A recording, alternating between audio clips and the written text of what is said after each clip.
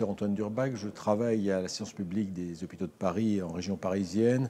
J'ai une activité hospitalo-universitaire avec une partie hospitalière et de recherche. Et je m'appelle Laure-Marc Fischer, et je suis architecte urbaniste, l'un des associés d'Architecture Studio et administrateur de l'Union des architectes francophones pour la santé. Bonjour, je suis Isabelle Gollard, je suis la directrice des soins du département de la femme, de l'enfant et de l'adolescent, ici aux hôpitaux universitaires de Genève. Je m'occupe de tout ce qui est en lien avec les soins, qu'il s'agisse de la qualité, qu'il s'agisse de la sécurité pour les patients, mais en même temps, par rapport aux professionnels, eh bien, tout simplement les évolutions qu'il doit y avoir. Les hôpitaux que nous concevons se veulent adaptés au contexte agile et résilient. La rigueur de la maîtrise des flux, des surfaces et des coûts sont nécessaires, mais l'attention à la personne humaine est au cœur de notre réflexion. La personne humaine, c'est le patient, le visiteur, le personnel, qui doit être accueilli, rassuré, bien traité, dans un environnement à la hauteur de ses attentes et qui peut être aussi accessoirement beau. Le dialogue entre architectes et soignants, d'une manière générale, est crucial.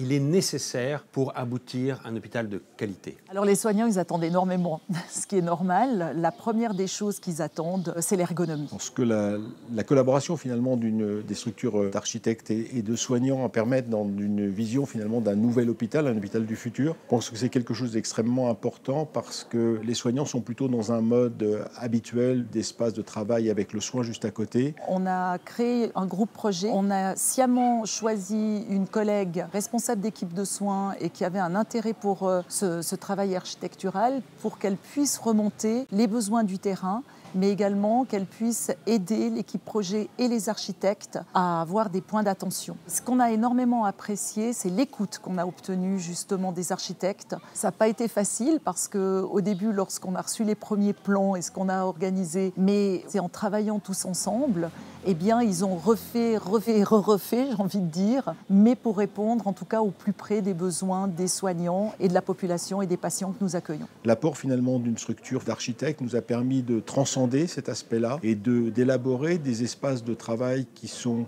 sortis du soin directement, même si ces aspects de soins vont garder finalement une qualité importante avec des nouveaux matériaux et des matériaux intégrés, mais surtout pour permettre en fait d'élaborer des espaces de travail tout à fait novateurs où les soignants vont pouvoir se rencontrer et évoluer dans un espace beaucoup plus clair, apaisé, qui est propice finalement à la réflexion et à la création. Notre objectif est de concevoir des bâtiments sur mesure, faire de la haute couture adaptée au contexte. Chaque hôpital que l'on construit, en réalité, justifie des innovations. Ça peut être des innovations programmatiques, des innovations technologiques ou des innovations même de méthodologie de travail.